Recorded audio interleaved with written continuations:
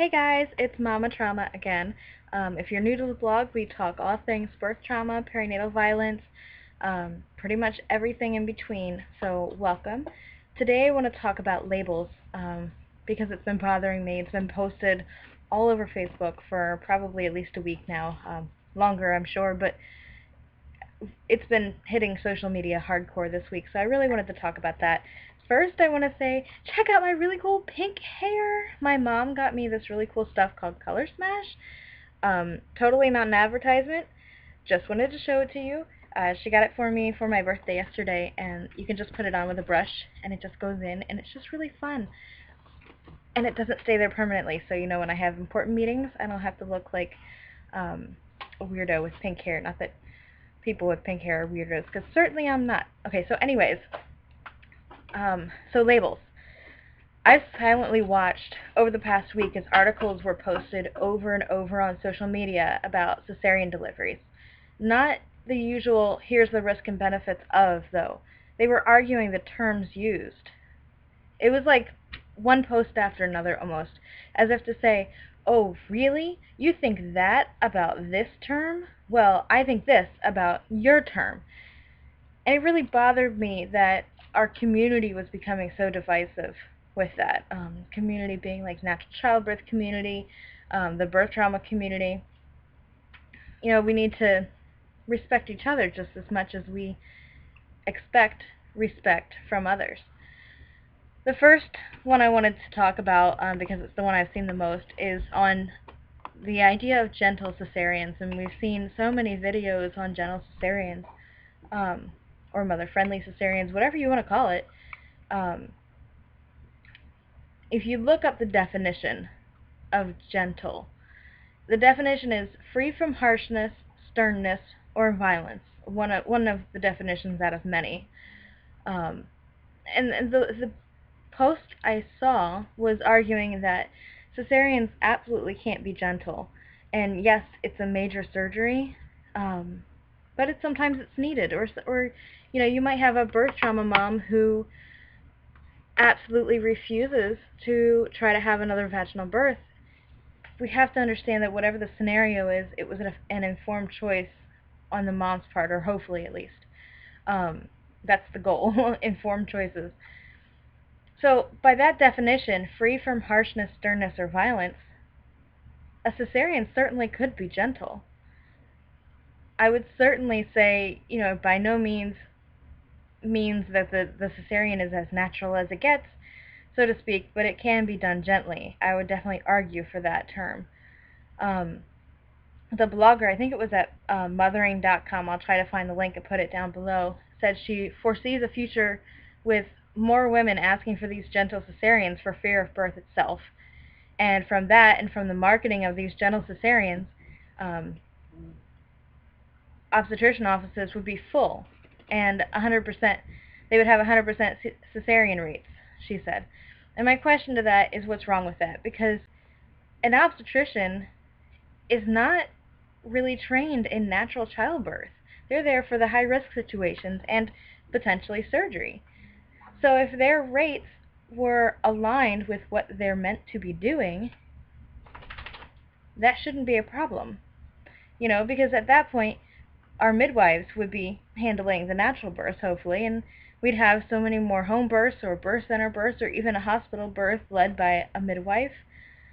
What would be the problem with a high cesarean rate for a full doctor's office? And they're already full to begin with. There's no question about that. Over 99% of the births in the United States alone are hospital births. So obviously they're full. In fact, they're so full, they're overrun with patients, and there's a major shortage of doctors. So my problem with this logic that, they'd be full, cesarean rates would go higher, this, that, and the other thing, with that statement alone, we make a similarity between the medical establishment and the natural community that, the natural community doesn't want to be aligned with the medical establishment at all. But the problem here is, it's saying that we're all afraid of informed choice. But yet that's what we argue for, right?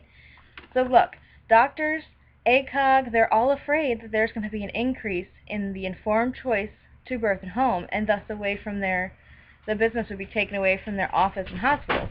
They don't want us to make an informed choice if it means choosing a way to birth for which they don't agree.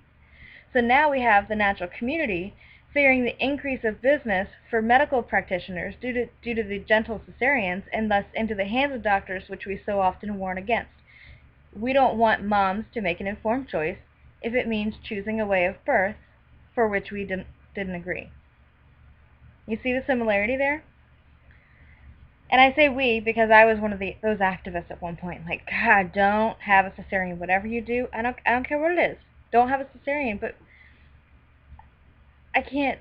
That's inhumane. We can't do that. So this brings me to the next term that I wanted to talk about. The term unnecessarean. A good blog went around this week, I think, on this one. She went on about why that term unnecessarian makes some women uncomfortable, like herself. And this woman we'll go into this term in a minute, a homebirth cesarean mom. And she said sometimes you can't know if a cesarean was necessary or not.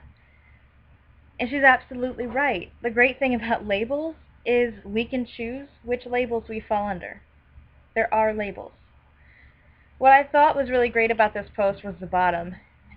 At first, I'll be honest, this whole post annoyed me because personally I like the term unnecessarian, not to be used for the necessary cesareans, but to bring about the idea that so many cesareans are truly unnecessary, and that needs to change. So when I got to the bottom of this article, or this blog post, the writer acknowledged that not everyone fits into the same category or box, and I'm all over that. She got that totally right, because whether or not she fits under the category of unnecessarian, she understands that many other moms do. What we need to do is get out of the practice of judging our fellow moms, or clients even. If she chooses a label, it's hers to keep. Just for herself, not for you, not for me. If you don't fall into the category of unnecessarian, don't let it bother you. But don't make other women feel bad for that too. There are other women who fall under these categories by their own admission, whether we fall under them or not, or whether we agree with them or not. Just like you may choose a label that I don't agree with. While I thought about this, I thought about my own label, which is birth rape. Talk about a dramatic statement. A lot of moms identify with the term birth rape for a variety of reasons. Whether you agree with it or not, whether you know my story or not, or why I chose the label, it's my label, and I refuse to feel sorry for making people uncomfortable with my label. That's not my problem. Labeling, we think, would separate us as a birth trauma community, and I have certainly seen that in this past week with all these label blog posts. But it doesn't have to be that way. It's good to have a name to what you're dealing with.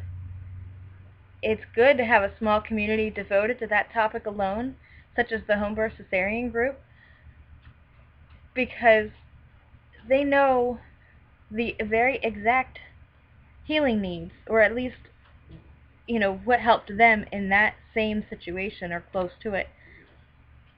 It's also good to have the broader community of birth trauma parents and professionals who have been there, maybe in a different situation, but can still totally get it, or at least for the most part. There's no need for all the divisiveness here. I felt raped during my birth, or during the birth of our daughter, that is, and I'm no longer ashamed of saying so in order to create change. My label is birth rape. What is your label? If you're comfortable, put it down below in the comments, or come see us on Facebook or on the blog, www.mamatraumablog.com. Hope to see you there, and I hope you're feeling well tonight.